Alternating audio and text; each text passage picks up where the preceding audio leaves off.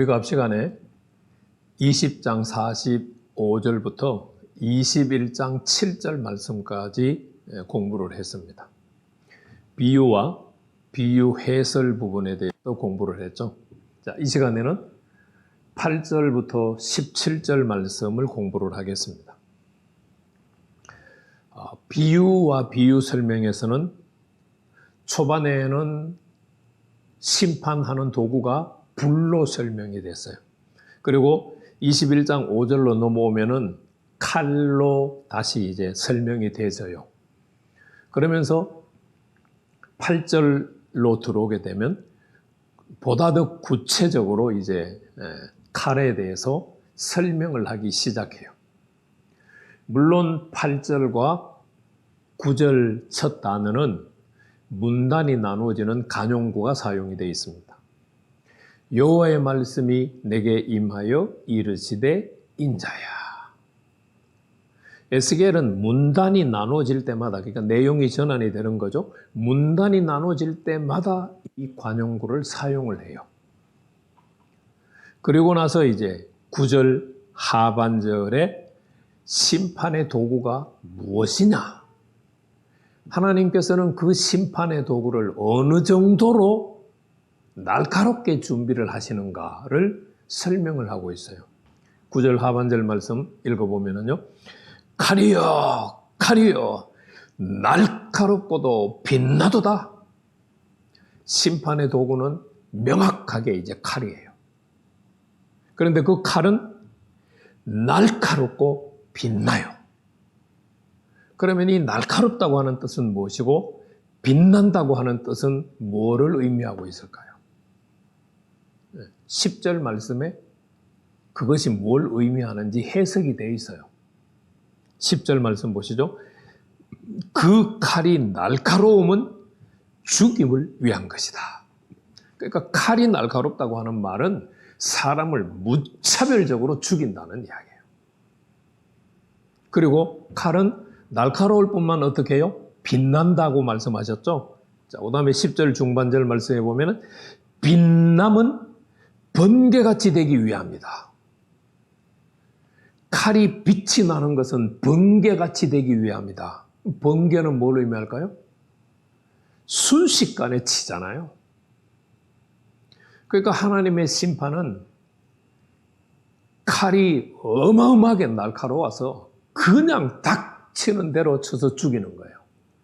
그뿐만 아니라 무자비하게 죽이는 날카로움뿐만 아니라 아주 신속한 의미도 가지고 있어요. 하나님의 심판이 있는 둥, 없는 둥, 행하시는 둥, 행하지 않는 둥, 그렇게 하나님의 심판이 진행되는 것이 아니라는 거예요.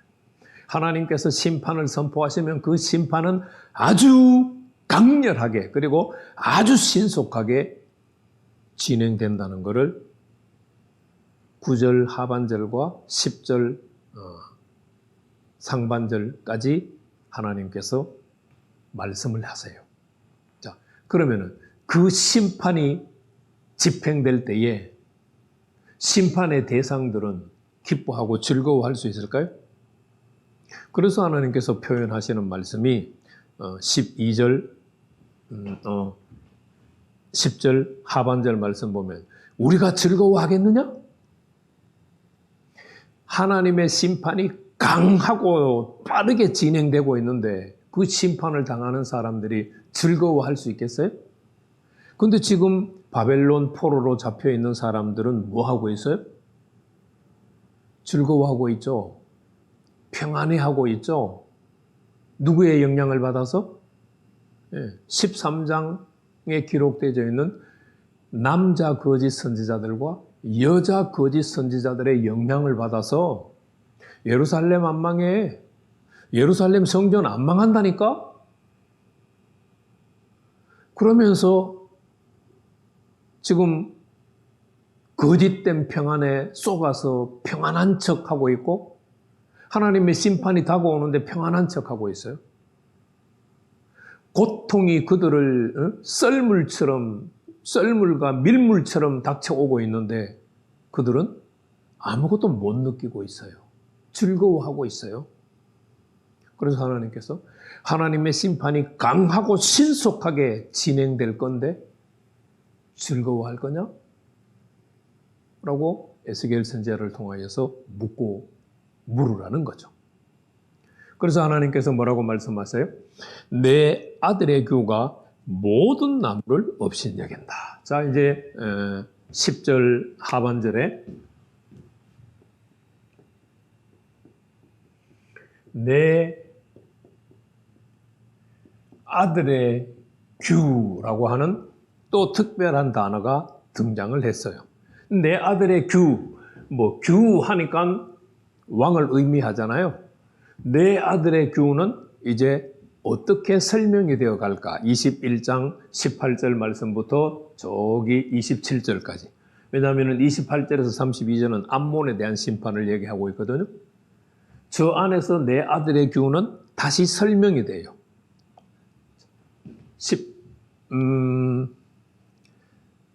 10절 말씀에서 내 아들의 규, 그 다음에 13절 말씀을 보세요.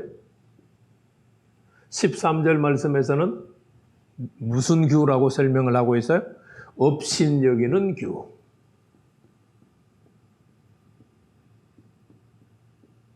예. 여기서 끝나지 않고 내 아들의 규, 업신여기는 규는 25절 말씀에서는 누구라고 설명이 되어 있어요? 예. 이스라엘 왕이라고 설명이 되어 있어요. 그러니까 내 아들의 규는 업신여기는 규고 업신여기는 규는 이스라엘 왕을 가리켜요.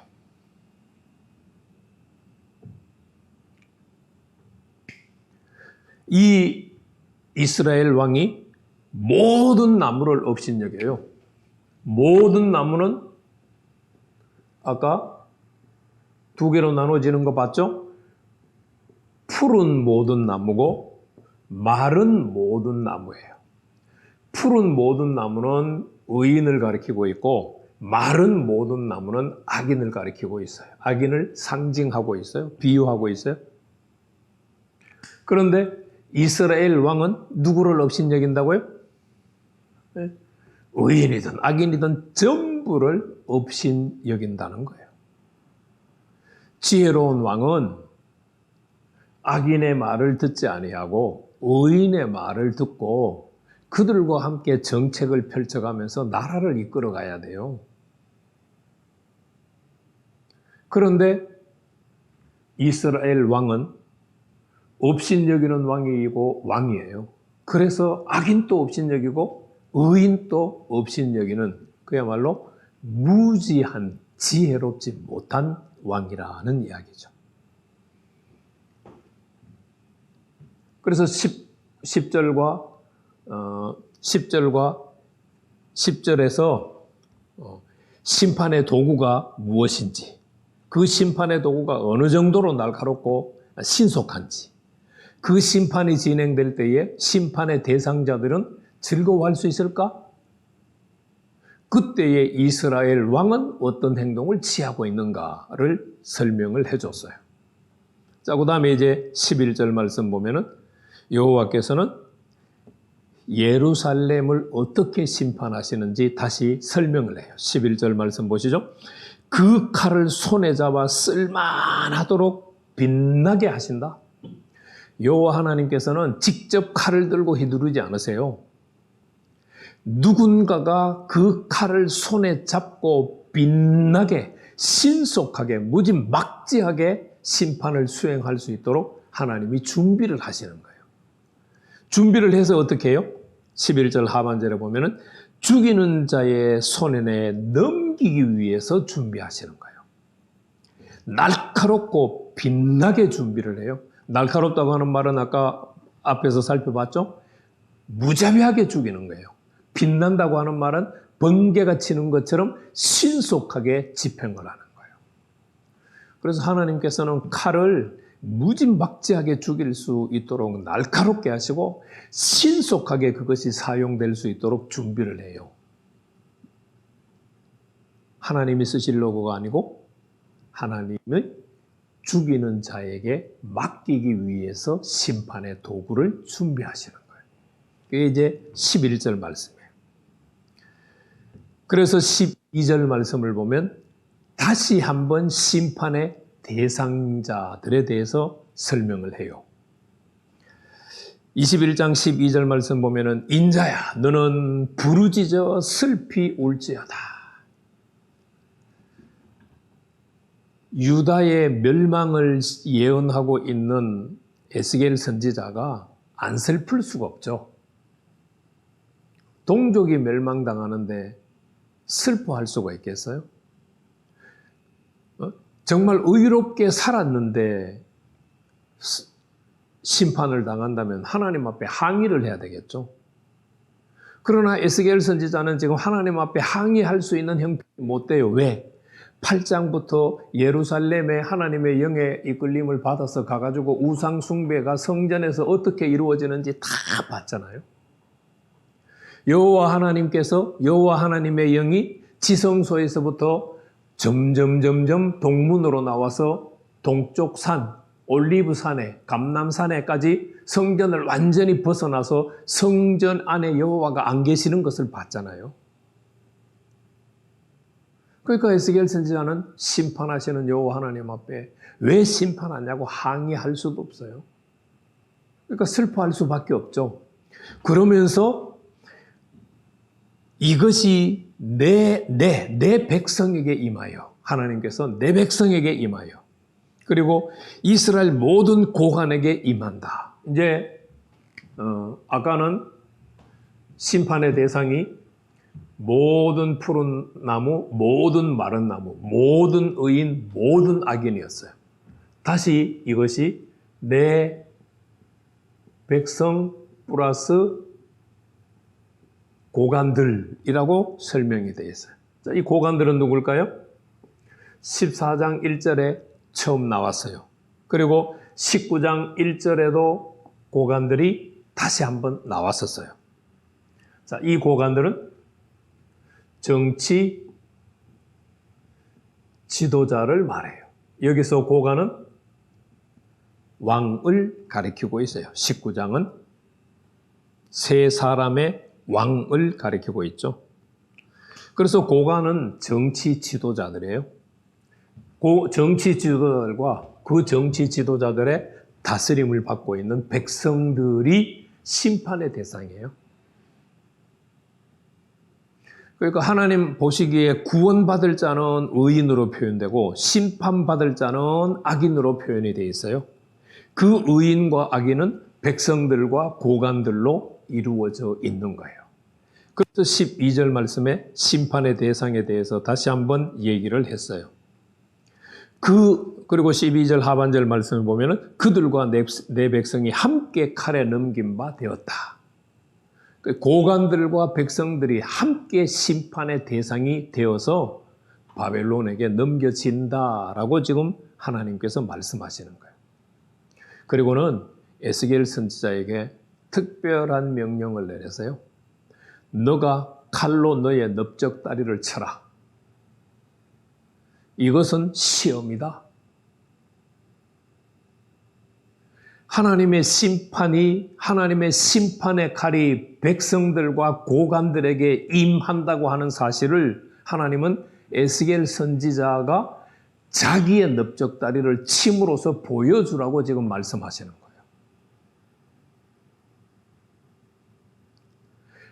말로 해서는 정말 안 듣기 때문에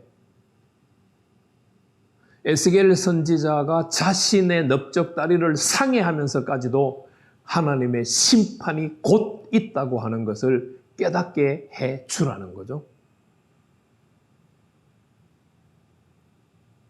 우리는 여기서 하나님이 어떻게 한편으로 보면 너무하시다 라는 생각도 들어요. 그러나 그 이면을 생각하면은 바벨론의 포로로 잡혀와 있는 이 백성들이 얼마나 절실하게 깨닫기, 하나님의 심판이 있음을 깨닫기를 원하시는지를 우리가 봐야 돼요.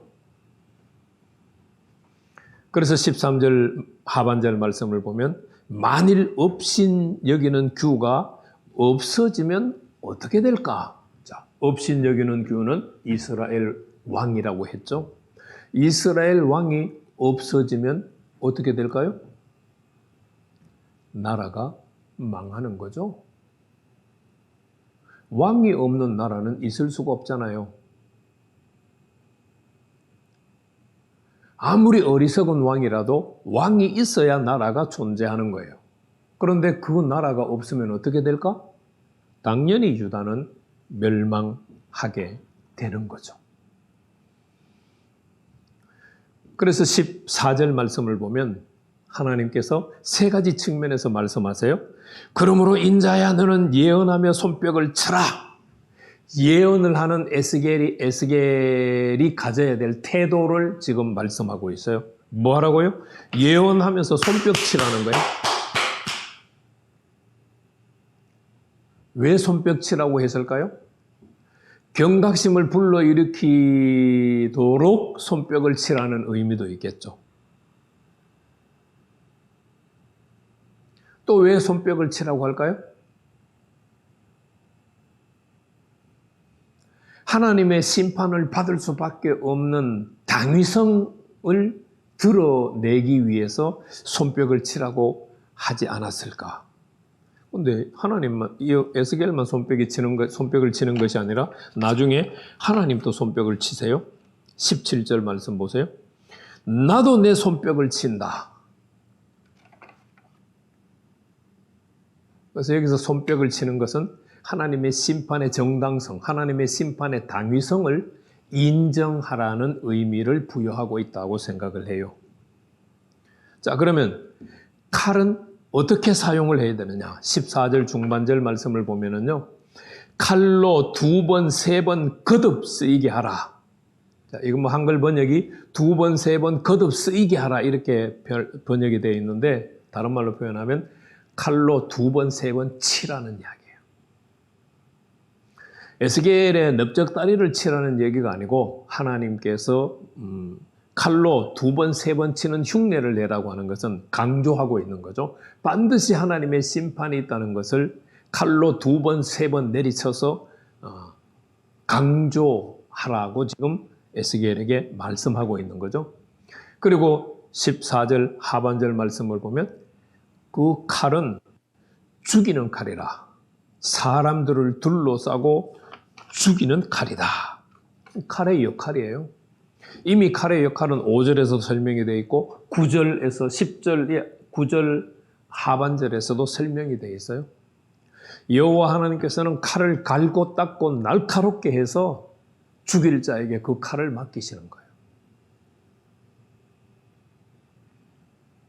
그래서 심판의 대상을 다시 한번 말씀하고 난 다음에 에스겔은 그 심판에 대해서 박수를 치는 태도를 가지고 그 다음에 또 뭐라고 했어요? 칼을 한 2번 내리쳐서 심판이 반드시 있다는 것을 드러내 보여주고 그 다음에 어떻게 해요? 사람들을 죽이는 칼이라고 하는 것을 깨닫게 하라라고 지금 에스겔에게 말씀을 해요. 그리고 이제 15절 말씀을 보면은 심판을 시작하는 것을 알리는 조치를 취하라고 말씀하세요. 자, 15절 상반절 말씀 보세요. 내가 그들이 낙담하여 많이 엎드러지게 하려고 그 모든 성문을 향하여 번쩍번쩍하는 칼을 세워 놓았도다. 자, 성이 있으면 뭐 동서남북에 성문이 있겠죠. 이 동서남북에 뭘 세워두라고요? 네.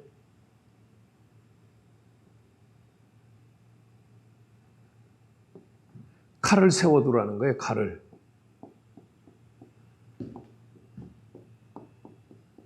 세워둬라. 뭘 보라는 이야기예요? 심판의 때가 다 됐다는 것을 지금 강조하고 있는 거죠. 그럼 이 칼을 보고 있는 사람들은 어떻게 될까요? 앞절에 그들이 낙담하여 많이 엎드러지게 하려고. 하나님의 심판을 두려워해야 되는데 하나님의 심판을 두려워하지 않고 거짓 선지자들에게 쏘가서 지금 예루살렘 평안해 우리는 돌아갈 거야 라고 지금 생각하고 있는 바벨론의 포로로 잡혀온 자들에게 하나님께서 지금 꿈 깨라고 얘기하시는 거예요. 제발 꿈 깨. 꿈을 깨면은 뭐 하게 될까요?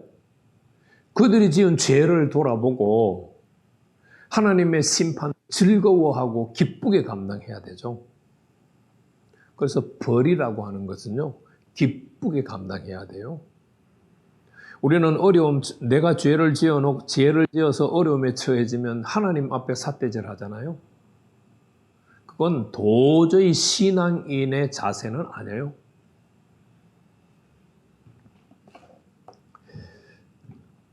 그리고 하나님께서 15절 하반절에서 오라 그 칼이 번개같고 죽이기 위하여 날카로웠도다.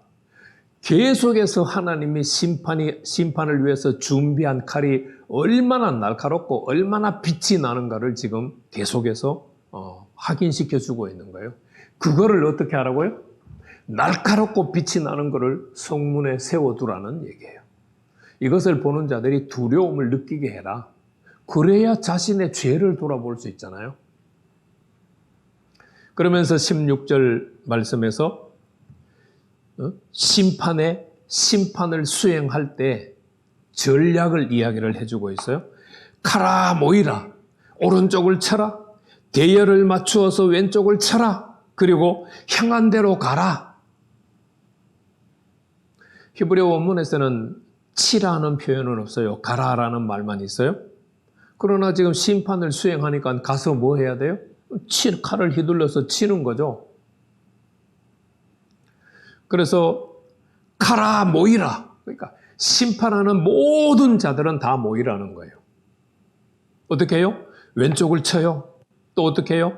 대열을 맞추어서 오른쪽도 쳐요. 오른쪽이 뭔지아요? 오른쪽을 쳐요. 그 다음에는 어떻게 해요? 왼쪽을 쳐요. 그 다음에 향한 대로 가서 쳐라. 지금 내 몸이 어떤 자세를 취하고 있느냐? 앞을 향하고 있으면 그 앞을 향해서 가서 치라는 이야기예요. 이 말을 다른 말로 표현하면 어떤 말일까요?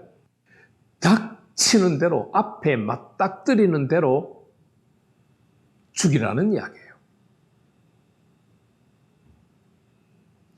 무서운 이야기죠. 무서운 이야기.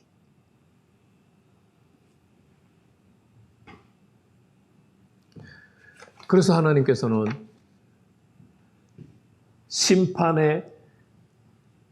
무서운 심판과 심판의 신속함을 번개같이 이루어지는 것을 말씀하시면서 그 심판에 대한 하나님의 태도를 말씀하는 걸로 두 번째 단락을 마무리해요. 17절 말씀 보시죠. 나도 내 손뼉을 치며 내 분노를 다 풀 것이다. 우리가 8장 말씀부터 보면 유다 족속들이, 이미 이스라엘 족속은 우상 숭배에서 망했잖아요. 유다 족속들이 성전 안에서조차도 온갖 죄를 다 지었어요. 다 짓고 있어요. 그 유다 족속들이 성전 안에서 짓는 죄가 하나님으로 하여금 어떻게 했어요? 분노하게 했어요. 그리고 하나님으로 하여금 지성소에 다시는 잊지 못하도록 만들었어요. 하나님은 지성소에 임하셔서 그 백성들과 함께 만나주고 대화하고 그들이 살아가야 될 길을 제시해 주시기를 원하시는데 유다 족속들은 그 하나님을 버리고 온갖 우상 숭배를 했어요. 그래서 하나님께서 때가 되어서 심판의 때가 찼기 때문에 심판을 돌이키지 않고 심판을 집행한다고 하는 의미에서 하나님도 자신의 정당성으로 손뼉을 치는 거예요. 심판을 하면서 하나님께서 그 분노를 다 풀어내시는 거예요. 하나님이 이스라엘 족속들의 죄가, 유다 족속들의 죄가 하나님을 분노하게 만들었기 때문에 하나님이 그 분노를 다 풀어내야 다시 이제 이스라엘 유다 족속들에게 하나님의 긍휼과 자비가 나갈 수가 있죠. 그래서 하나님께서 심판하시면서 하나님의 분노를 다 풀어내는 거예요.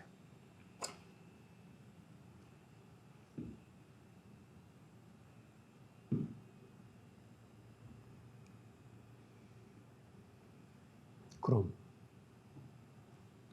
하나님께서 우리를 심판하실 때는 어떨까요? 예수님이 마지막 재림을 하시면서 종말론적으로 심판을 할 때 어떨까요? 악인들에게는 하나님께서 분노를 풀어내시는 거예요. 물론 거기에는 다시 회복할 수 있는 기회가 없죠. 종말론적으로는.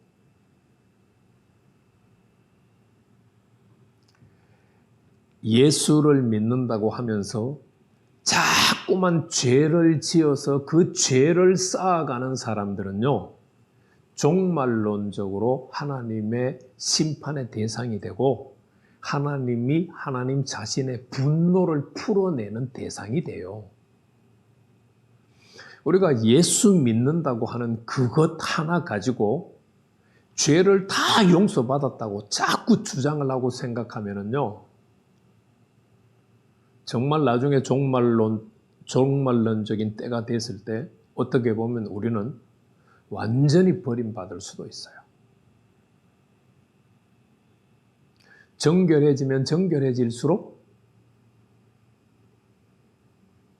하나님의 심판을 두려워할 수 있어요. 죄를 짓는 사람은요, 이미 마음의 하인을 맞았기 때문에 하나님의 심판을 두려워하지 않아요. 예수님의 재림 있으려면 있으라지 뭐, 이런 태도라니까요.